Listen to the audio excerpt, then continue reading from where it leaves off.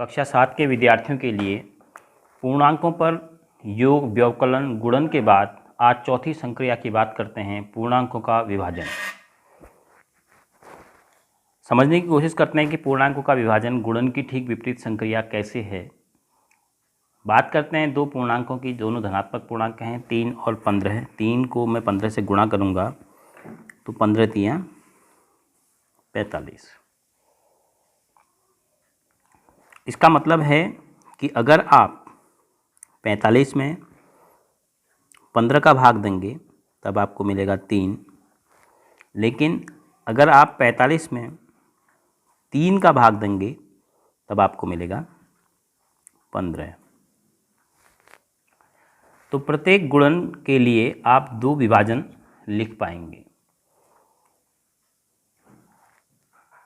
अब किस प्रकार के नियम इसमें लागू रहेंगे? जिस प्रकार आपने गुणन के लिए दो समान चिन्ह वाले पूर्णांक अर्थात ऋणात्मक ही पूर्णांकों की बात करी थी तो गुणनफल धनात्मक पाया था।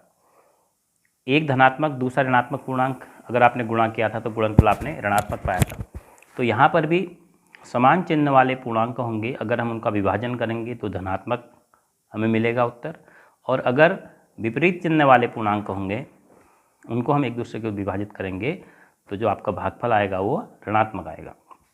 मतलब अगर हम एक पूर्णांक ऋण a को भाग देंगे b से तब हमारे पास आएगा ऋण a बटे b। यदि हम a को भाग देंगे ऋण b से, देखो एक धनात्मक है दूसरा ऋणात्मक है, तब भी हमारे पास भागफल आएगा a बटे b का ऋणात्मक मान। लेकिन यदि मैं a को भाग दूंगा b से, दोनों धनात्मक हैं, तब हमारा आंसर आएगा a बटे b का धनात्मक मान।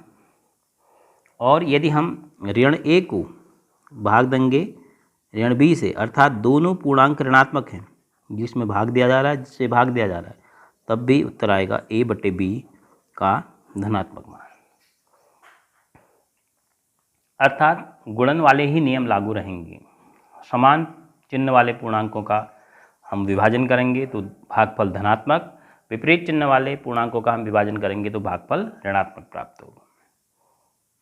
कल्पना कीजिए कि यहाँ पर गुणन की तरह कौन कौन से गुणधर्म ये पालन करेंगे पूर्णांक विभाजन के लिए। क्या संबरक पालन करेंगे कि नहीं? संबरक की बात करते हैं।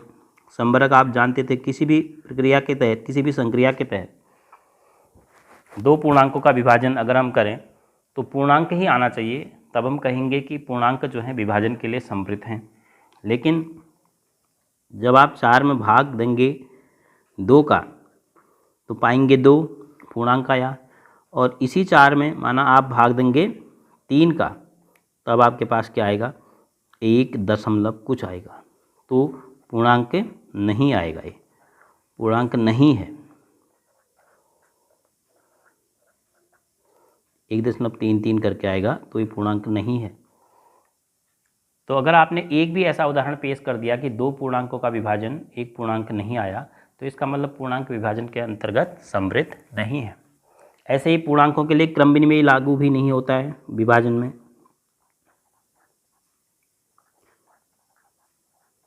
क्रम विनिमय गुणधर्म पूर्णांक विभाजन के लिए नहीं दिखाते हैं, उसका पालन नहीं करते हैं। मतलब अगर आप 12 में 3 का भाग दो तो कितना आएगा? 4 आएगा।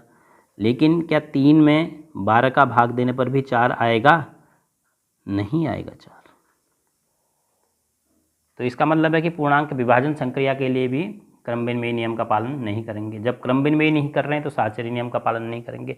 तो इस प्रकार पूर्णांकों के लिए विभाजन संक्रिया की अगर आप बात करेंगे तो संबरक, क्रम विनिमय, साहचर्य, इन नियमों का पालन नहीं होता है।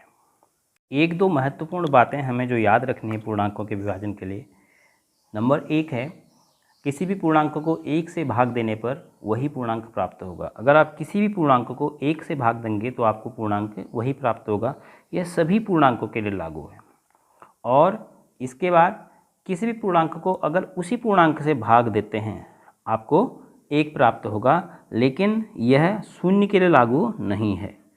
शून्य भी एक पूर्णांक है, तो शून्य के अलावा बाकी सभी पूर्णांकों के लिए अगर आप पूर्णांक को पूर्णांक से भाग देंगे तो 1 प्राप्त होगा। और यहाँ पर यह ध्यान रखने की आवश्यकता है कि यदि a और इस a में से आपको किसी का चिन्ह बदला हुआ मिलेगा, मतलब यहाँ आपको ऋण 27 दे दिया, यहाँ 27 दे दिया, आपको लगेगा एक जैसे हैं एक जैसे, लेकिन उनके चिन्ह क्या हैं, विपरीत हैं, तब उस स्थिति में 1 का चिन्ह क्या हो जाएगा, ऋणात्मक हो जाएगा। जो आप ऊपर पढ़ चुके हैं कि अगर विपरीत चिन्ह वाले पूर्णांक हैं, एक दूसरे को उनसे भाग दिया जा रहा है तो भागफल ऋणात्मक मिलेगा।